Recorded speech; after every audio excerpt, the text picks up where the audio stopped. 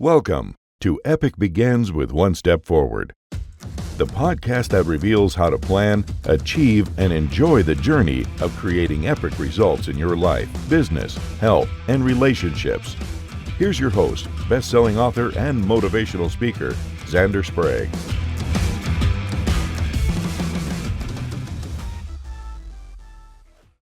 Hello, epic people, and welcome back to Epic Begins with One Step Forward.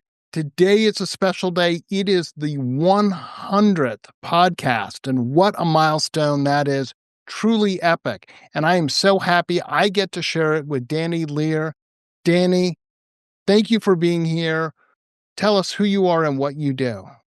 Absolutely. Well, thanks for having me, Xander. And I am stoked to be here on episode 100. What a treat. So my name is Danny Lehr. I used to be a PE teacher, and then I had to quit teaching when I started a business, and it just took off. After that, I've kind of spent the next decade traveling around the country, spending time with ultra high achievers. And what I mean by that is I know someone who built a business and sold it for $1.6 billion, as well as spending a substantial amount of time around Olympians, including an Olympic gold medalist and his coach. And through spending time with these people, I realized a lot of them say the same things, they think the same way, and how they do that is something that all of us can apply to whatever we're trying to accomplish. So I've seen it in, you could say, smaller feats as well. My favorite barista quit her job when she started a coffee cart that ended up taking off and becoming her full-time job. And she followed those same steps. And I've applied it to my own life in different ways. One of them being recently is turning into a cyclist. I haven't really ridden a bike other than my beach cruiser around the neighborhood. However, there's this ride around Lake Tahoe, and it's a fundraiser for the Leukemia Society. And I have a friend that did it, and he said, "Oh, you could do it."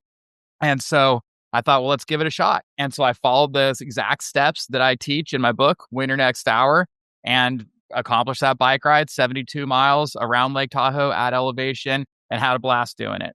Absolutely. So in Winter Next Hour, I basically teach people how you can accomplish whatever it is you want in life, whether that's growing a business, starting a business, some sort of athletic feat or endeavor, or even just a little thing off to the side. Whatever you want to do, there's step-by-step instructions, and it's not theory, it's a blueprint that anyone can follow to accomplish what you want to do. Absolutely. Now, I'm going to touch on quite a few things, but I'm guessing that was Team in Training that you did that ride with. Yeah, man, you got it. Go team. Although I did not do the Tahoe ride, I did do 4 seasons of team. About a decade ago, I ran 2 fulls and 2 half marathons to raise money. So absolutely. And I too am a cyclist, so I can appreciate. I went from running to cycling. It's a lot easier on the body. And I do love getting out there. I will admit I've not been on my bike in a while, but that's because my riding partners had some issue of injuries and stuff that coming over, and riding your bike by yourself, although possible, isn't nearly as fun as when you have company. Yeah, for sure. That's definitely anything you're going to be out there doing for 3 to 5 hours. It's more fun with other people. Oh, absolutely. Absolutely. And of course, I got to ask, what kind of a bike are you riding? Well, that's actually part of the story is I didn't have like I said, I had a beach cruiser, you know what I mean? And so I thought that'd be tough. Anyway, so I went on Facebook Marketplace and I bought this 2008 Giant OCR3. And so, it's kind of like a upper level entry level, whatever you want to say, or upper beginner, bike. Yeah. But it was, this guy had it. It was one of those things where it was his uncles who lived out of the state. And it was at his mom's house and she had passed away. And so the uncle said, just like sell everything, get rid of it all and give the money to charity. And so he was just selling this old bike on Facebook Marketplace, and it needed some work, but I bought it and I did all the work on it myself. And I could change a tire, but I didn't know anything about, I'm not a bike components mechanic. Yeah. And so over the course of about a year, I changed basically everything on the bike. Like now, essentially, I bought the frame, because so that was part of the thing. Is one of the things I teach as far as the way to accomplish something is you have to invest in one way or another. And maybe that's money, maybe it's time, maybe it's effort, maybe it's energy, maybe it's in learning new skills. And so that was part of the whole bike ride adventure. Is that was my way of investing. I only spent $150 on this used bike, and then I just kind of pieced it together, and so it's probably cost me between $40 and $80 a month replacing one component at a time. But I'd watch a video on YouTube, and then I'd open up ChatGPT's voice feature. So when my hands are all greasy, I could talk to it. Yeah. And, but now, like I said, I replaced, started off like the bar tape, like the simple stuff, right? Yeah, yeah. And then now it's like I replaced all the cables, the brakes, not just the pads, but the entire calipers, the derailleurs. Now it actually has different, even different tires and wheels. The wheels, biggest difference. And so, all these different things. Has a new seat. I mean, almost every single component of this bike has been either replaced, upgraded. So now, fast forward, performance wise, it's as good as a brand new, $3,000 bike. Absolutely. But really, what I invested was time and the skill, like learning these new skills and everything in order to put into that. So that was a lot of fun, actually. And I like it too. If something goes wrong, if I'm riding and the chain is off the inside, it's like, hey, not only just pop it back on, but then I can also get out my little multi-tool and you take the L screw a quarter turn and fix it myself and not have to worry about it, right? Absolutely. So, And I gotta say, although I know how to do some things, I don't know I could do all of those things on my bike. But yeah, no, I totally get it. I mean, I also have a Giant I really love. oh, nice. The only road bikes I've had are Giants, and I really love how it rides. It's so funny. Like when I wanted to get into road cycling, I'm like, okay, I went to my local bike store, and they were great, and I test rode Cervelo and Giant and like Specialized, and I chose the Giant because it felt better. Now I'm sure the bikes were literally, component wise, everything really close, but it is like, how does it feel to you? There was one that just felt a little too stiff. Another one felt too twitchy. Like I was like, I'm going to wreck because this thing is, so I totally get it. And it is amazing how some of the things that you change out all of a sudden change your whole ride. Oh, totally. Like you change out your cassette, right? And all of a sudden, and I know we're getting into the weeds here with all the technical bike talk, folks. I'm sorry about it, but it is. But changing your gearing, right? So for those of you who don't know, on the back you have all your sprockets that are your different gears, and you can have a 28, you can have a 32, and that makes all the difference depending on what gears you're using and what you need. Yeah, what blew my mind was the wheels. You would think like, oh, the wheels, of course, it's the biggest game changer. Oh my God, yeah. I just got a pair of whatever kind of middle of the line wheels, right? Like they weren't I bought a used pair, right? I bought a used pair on eBay for $250. It was the most expensive thing I bought for the entire bike, were these wheels, right? Which ironically cost almost twice as much as I bought for the whole bike to start with. But then I'm riding, okay, we'll see if I actually feel the difference. Everyone says I'm going to be able to, and these are pretty good. But like, because the sprockets or the spokes are going to be a little bit tighter, so you get more power into the wheels, the type of thing. I realize I'm doing these same rides I've done before, and I'm in like 2 gears higher than I was before. And it's like, that's when I realized I'm going up this hill, and I was like, oh, I was in my bottom gear on this before, and I was like 2 gears up. Yeah. And I was like, oh man, this is nuts. Like I'm able to do this exact same hill 2 gears higher. And that was when I was training for that ride. Now I'm not out as often. So like I'm arguably in worse shape than I was before. And I'm still riding this thing 2 gears higher. It's like it's crazy how just changing the wheels out just makes so much of a difference that quick. Oh, absolutely. I did the same. I had the same experience. I changed my wheels out and all of a sudden was like, I feel like I'm riding faster. Yeah. I feel like getting up the hills was a little easier, and not to be a weight weenie, because I'm not like the total, but I'm like that. Honestly, your wheels are two of the heaviest things on your bike aside from you. And they say, and where it's distributed, right? So if the weight is distributed towards the edge of the wheel, because centrifugal force, it like multiplies the weight. And so that's part of the reason why the weight in the wheels matters more than other places.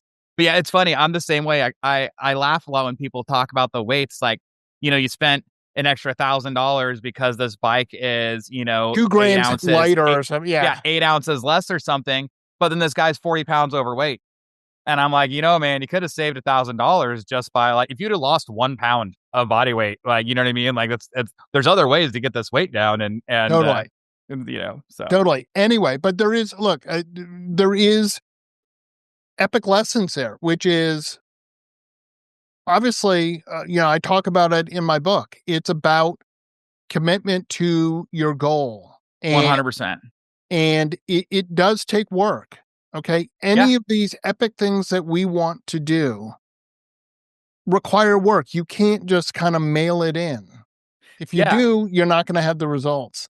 So, in Win Your Next Hour, the WIN is an acronym, right? So WIN, right? W stands for, we can get into these more later, but if we want to, W stands for words, I for invest, N for note your progress. But that's that invest part. A lot of people take that invest and think it has to be this large financial outlay. Now, don't get me wrong. If there's a large financial outlay, that is very motivating and that works very well. But there are other ways to do it. Like I said, I bought this bike for $150 and I spent basically $40 a month, buying one component at a time. And really, I was investing my time and my energy more than anything, right? I was investing 3 hours, on a Saturday and a lot of times in another 2. It's like you go to fix your sprinklers, you go to the hardware store 3 times. It's kind of like that. I'd buy the thing, I'd start getting on there, something to go wrong. The next day, I'd have to finish up the job. Totally. And so it was probably 6 hours a month and $40. And so, but over the course of a year, it adds up. I learned skills and that was fantastic. But that was definitely motivation to make sure that I was doing this thing and getting it done because I got kids that have things going on. I have work to do and stuff. And so taking that time and putting that energy into doing that instead of just, I could have gone and paid someone else to do it. And that would have been an investment of money. But when I bought it, I had this idea. I said, I want to do this myself. I want to learn. I'm going to learn how to do it, and that's kind of part of the journey.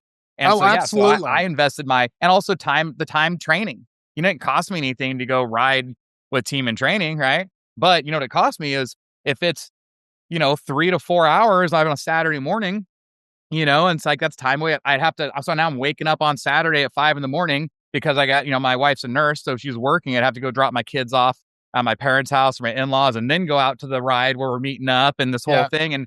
And then you're not back in the afternoon until, 1 o'clock. Right. Yeah, absolutely. I totally, absolutely. When I was doing team and I started to ride a bike, I mean, look, running was great. I liked it when I did it. I did have a really good time. It was hard. This body does not run fast, but it does cover the distance. So, that's the big point. But yeah, you could go out and do a 10-mile run and be like, all right, I'm, hour and a half, hour, whatever, and I'm back. When you go out on them, if people who don't know about road biking and you hear these distances, if you're going to ride your road bike, a short ride is honestly like 25, maybe 30 miles, 20, 25 miles, maybe 30. But when you're training for what you were training, I trained for centuries and stuff, you have to go ride 40, 50, 60 miles. That's just going to take you time. Yeah, there's no way about it. And especially, if you're doing it for century rides and stuff, and also if you want to mix it up a little, you want to get to somewhere where there's hills. And so if there's not hills right by your house, it might be 10 miles until you get to the hills, or you might be driving, 30 minutes, 60 minutes to go to a different spot to do a different ride somewhere. Absolutely. So it's like now you're driving 45 minutes away to go on this 4-hour ride. To have a 45-minute drive back. Yeah, no, absolutely. to drive back, exactly. And, it's funny. It's like, you start to realize like, oh, it takes you 10 miles just to warm up.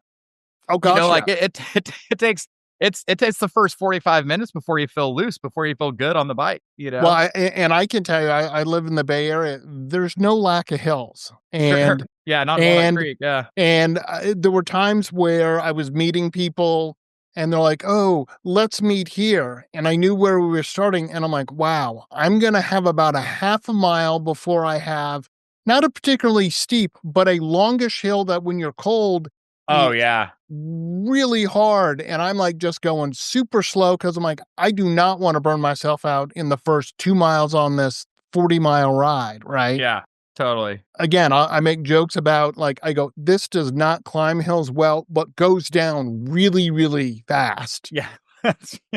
But I find that climbing the hill takes forever and somehow going down the hill goes by just like that. And I know. and then you're like, well, that was fun, but now there's another big hill in my way, so Totally. Totally. anyway, so it's great. Little interested, you said you did Olympic level training. So yeah, so I competed in Olympic weightlifting, which is the sport. So weightlifting is a sport that's in the Olympics. So a lot of times people refer to it as Olympic weightlifting. Okay. I never competed in the Olympics, but I traveled around the country at a national level. And so competing at national championships, American Open. I did compete in one Masters World Cup. And so I was a little bit later. But I had Wow, some good for teammates you. that were competing internationally a lot more frequently than that. Definitely. So, when I joined this weightlifting team that was actually out of San Ramon, right there, Yeah. it's called California Strength. I started training with this team, and I had two teammates that had just won national championships that in 3 months were going off to compete in the Pan Am Games. Wow. And so I'm training side by side with people that are going and competing internationally at World Championships, Pan American Games, Pan Am Championships, all that type of stuff. To eventually, one of my teammates competed. Just recently competed in the Olympics in 2020 in the Tokyo Games, then again in Paris in 24. Wow, So, that's awesome. Spending time with those guys, and again, you kind of learn the way they think and the things they say and the things they do, and you start connecting these dots. It's like, oh, these are things that anyone could say and do that would lead them to success, right? Absolutely. So one thing you said in your introduction is you work with and you travel around the country and the world, working with high achieving people. I can tell you my reaction is that's awesome, but that's a really small number. Wow, those people are way up here and the rest of us are down here. And yet that's not really accurate. Talk to me for a moment about like, I think we can all be high achieving. We just don't give ourselves credit for our high achievements. Yeah, I think that's the biggest misconception is you watch people on the football field on Sunday and you think they're not human or you think that they're different than you are. Yeah. Man, they might think a little different because at some point in their life, they learn to think that way. They may work a little bit harder, a little bit different because at some point in their life, they learned to work that way. But the truth is, these people that, you might idolize in one way or another, the vast majority of them are just like you. Like everyone, they're just people. I mentioned there's this guy sold his business for $1.6 billion and then got involved in another business, which I was kind of related to. And I didn't know him at all. I just know this guy bought the company. And at one point, there was something going on, and a lot of people didn't really like what was going on. But I 100% knew why he was doing it, and I understood that. And I kind of, and I was in a position where I thought I could help him out. And so I just reached out. I just sent a cold email. I sent like 3 or 4 emails to just what I thought his email address might be, right? His first name at the company, first initial, last name at the company, right? I just fired off 5 or 6 of these and just said, hey, man, I just, want you to know that you guys just announced this. I know a lot of people are complaining about it. I think makes sense. And however, I can tell you why they're upset if you haven't figured that out. And I would just love to help any way I can. If you ever want to hop on a call, I've been in this industry for, 15 years and I know a lot of other people. I understand where their complaint is. And I think that this could have been presented a little bit differently, where if they really understood what you were doing, like I get what you're doing. And if they understood it, like I understand it, then I think they would love it. Yeah. Basically said, hey, let me know. And then 2 weeks later, I get a reply from his assistant, which said, hey, he wants to hop on a Zoom call and talk about it. Right. Cool. And so this person who, again, built and sold a company for, over $1 billion. Yeah. And you think they're going to be out of reach. It was a cold email. And I just introduced myself, said, hey, man, I'd love to talk. Like, I think I can help. They get back to me. We hop on a Zoom call. We talk for 90 minutes. And then he's like, hey, can we talk again next week? And it was a normal this guy's, he's got a wife and kids. It's like, it's you have more in common than are different. It's a normal conversation, a normal dude, like nothing about him other than his track record. And again, some of the things he would say, I'd be like, oh, that's interesting that's how you see this, or that's how you view this, or that's right.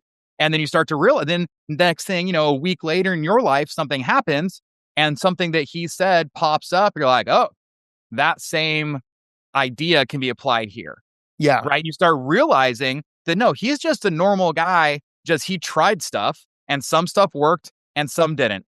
You know what I mean? And then those things that worked, he would do more of, and the things that didn't, he would do less of. And those kind of shaped his thought process and his actions and got him where he is today. But he's just like anybody else. He's just like the guy you sat next to in English class during sophomore year, right? Like everyone's just people. These NFL athletes.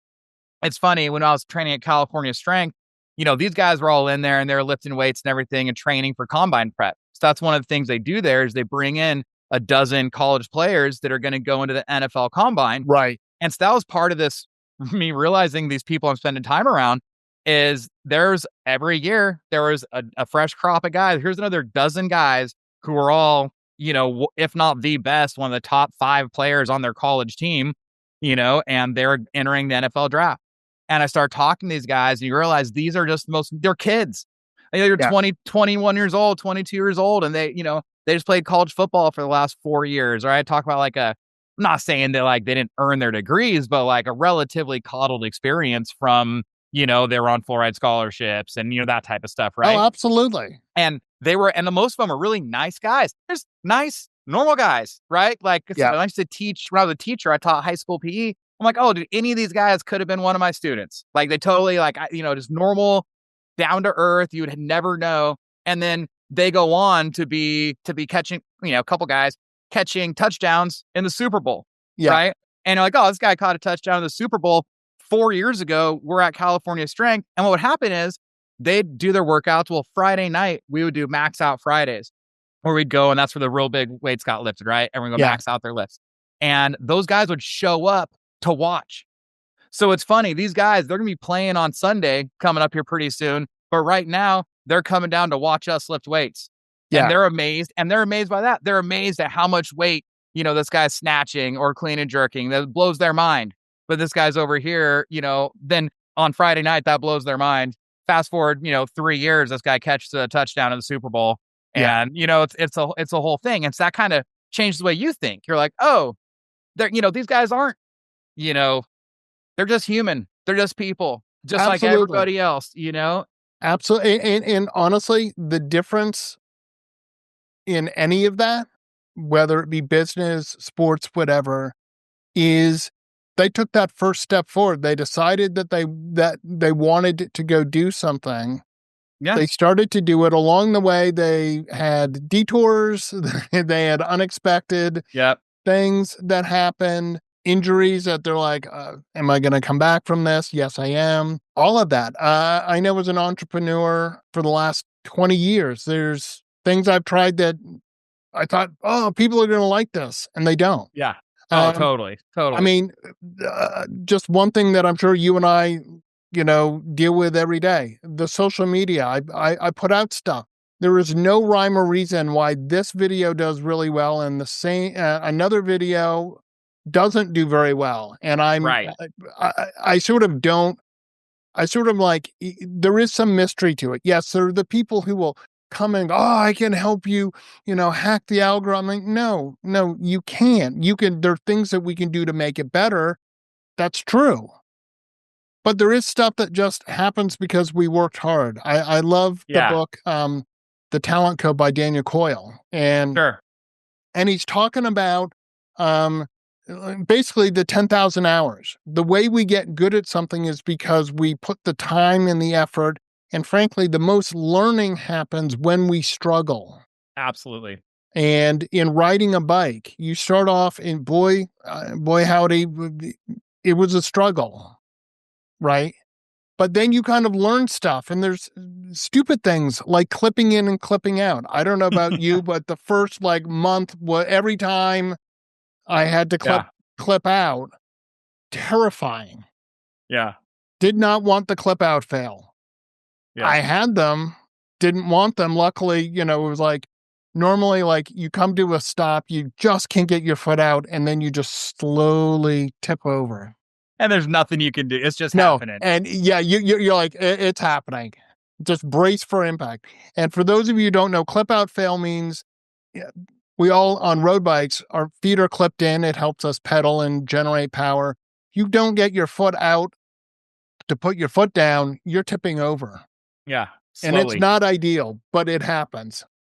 And the funny thing about that is there's lessons from this too, is I had my clips pretty loose because you can tighten them or loosen them, Oh, right? sure. So I had the pedals a little bit looser so that way I wouldn't have these clip out fails, be able to get my feet out quicker. Well, then I tightened them up a little bit over time. Well, then actually on the Tahoe ride, going uphill, putting some power down, and my foot comes out. Oh, God. And I just hammer my shin, my ankle bone on the inside, how that's like knobby bone on the inside of your ankle. Yeah, I know that. That thing just hammers into the pedal so hard, right? And didn't feel very good. Anyway, so now I'm bleeding. And I'm like, okay, here we go, right? I'm looking down. That thing's pretty deep, right? but it's fine. I'm like, okay, well, I guess I'm just gonna have some bloody socks here for the next however long, right? Yeah.